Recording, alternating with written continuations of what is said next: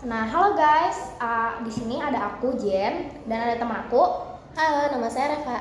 Nah, di sini kita tuh mau ngebahas tentang Pancasila. Nah, di sini kita mau ngebahas tentang hak dan kewajiban warga negara di dunia digital. Nah, kebetulan sekarang tuh ada topik yang lagi anget-angetnya tuh, yaitu tuh topiknya Timothy Ronald yang dibully. Iya, lagi tren ya sekarang. Iya woi. Nah terus dia juga kayak benar-benar menyedihkan lah. Nah, kita pertama-tama mulai dulu nih dari kenapa sih orang-orang tuh bisa nyaman banget ngebully di dunia maya. Nah, kira-kira kata kamu kenapa aja? Menurut aku sih kenapa ya mereka bisa, karena FOMO sih. FOMO ya? Kayak yang satu orang ngomong kayak ih lu gendut, nah dia langsung ngerasa kayak iya benar, dia benar gendut gitu. Dia ngerasa kayak yang ngerasa FOMO jadi ngikutin ucapan orang lain gitu. Tapi kalau menurutku juga sih itu gara-gara mungkin orang di dunia maya tuh merasa aman gitu ya, merasa kalau identitas dia tuh nggak akan diketahuin meskipun dia udah ngebully orang gitu.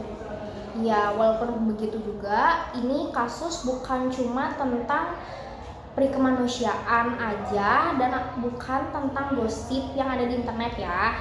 Nah ini juga menyangkut pautkan tentang pelanggaran hak dan kewajiban kita sebagai manusia ya.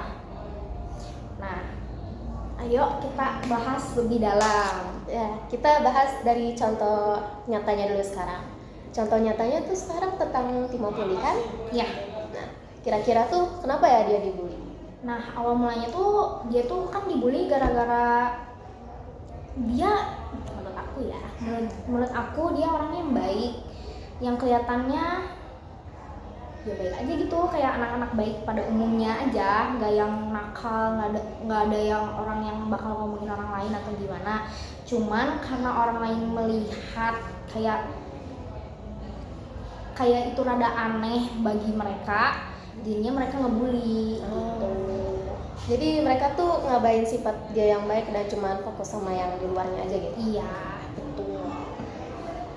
Nah, bisa juga nggak sih kalau misalnya si Timothy Lee ini dibully karena emang mereka sirik aja gitu sama dia? Bisa jadi kan, tapi setahu aku sih pembulinya itu mereka keluarganya tuh harmonis dan baik-baik aja. Timothy juga kayak gitu, cuman kayaknya lebih ke kayak ngerasa lu aneh aja. Kayak kan banyak diantara kita kayak ngeliat gitu, atau nggak di lingkungan kita yang sekarang ngeliat banyak orang yang dijauhin cuma karena mereka terlihat aneh, atau nggak mungkin termasuknya freak, entah itu karena emang kepribadiannya atau emang orangnya punya kesehatan mental yang gimana, jadinya dijauhin gitu. Tapi kalau menurut tebakanku sih, kalau dilihat-lihat dari ejekan si pembuli itu ya, mereka tuh sebenarnya ngebully Timothy karena fisiknya gitu. Iya betul. Itu juga salah satu faktor sih yang seharusnya kita nggak boleh kayak gitu ya. Timothy juga nggak cuma Timothy yang dibawa-bawa, tapi ada influencer yang dibawa-bawa ya, si KKI dibawa-bawa, katanya ih mirip KKI, padahal itu wah itu parah banget sih ya, fotonya Timothy udah jatuh dikatain.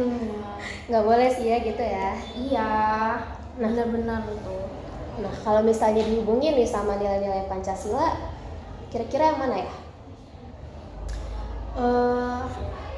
Kalau kita lihat dari nilai Pancasila sih, pelanggaran kayak gini tuh bertentangan banget sama nilai sila yang kedua. Betul. Kemanusiaan yang adil dan beradab. Nah, kita seharusnya sebagai manusia ya punya rasa empati dan simpati ke manusia, ya kan? Betul. Iya, dan seharusnya kita menghargai sesama. Jadinya kita nggak semena-mena sama sesama. Terus juga ada yang sila kelima, keadilan sosial bagi seluruh rakyat Indonesia. Kan kalau semisal kita dibully, dijatuhin apa segala macam, otomatis kita seharusnya punya keadilan ya. Tapi bagi Timothy itu nggak ada perilaku adilnya sama sekali. Bahkan pembulinya di kampusnya cuman dapat peringatan aja, dan itu cukup membuat geram netizen. Tapi kalau didengar-dengar katanya mereka setelah netizen geram, mereka dapat hukuman lebih. Apa tuh kalau boleh tahu? Kalau nggak salah aku pernah dengar-dengar soal mereka dikeluarin atau dapat nilai jelek. Nah, kalau semisal kayak gitu tuh netizen tuh geramnya gara-gara masa sih cuman gara-gara itu doang nilainya jelek atau enggak harus ngulang lagi mata kuliahannya. Kayak nggak fair dong. Kayak lu bayangin kalau semisal ada orang loh yang reputasinya tuh hancur, terus masa depannya juga udah hancur, dia hidup aja nggak bisa, mamahnya nggak punya anaknya lagi. Nah, di situ orang-orang tuh marah gitu. Seharusnya mereka dapat hukuman yang at least bisa yang setimpal. ya gitu. Ya bisa rada setimpal lah gitu. At least dikeluarin, tapi nyatanya nggak dikeluarin gitu. Tapi kalau lihat gini sih, kita lebih baik menghindar ya dari pelanggaran hak dan kewajiban ini. Kita lebih baik lebih bijak dalam menggunakan media sosial. Ya betul. Lebih menghindari hal-hal seperti ini, karena ini tuh sangkutannya udah nyawa kan. Iya, soalnya itu juga tanggung jawab yang besar. Apalagi kalau semisal sangkut pautannya sama nyawa, gimana kita mau tanggung jawabnya? Itu kan tanggung jawabnya yang besar ya. Kalau begitu, kesimpulannya apa nih? Menurut aku sih kesimpulannya, di saat kita lagi dibully atau kita lagi sendiri tuh kita wajib ngomong sih.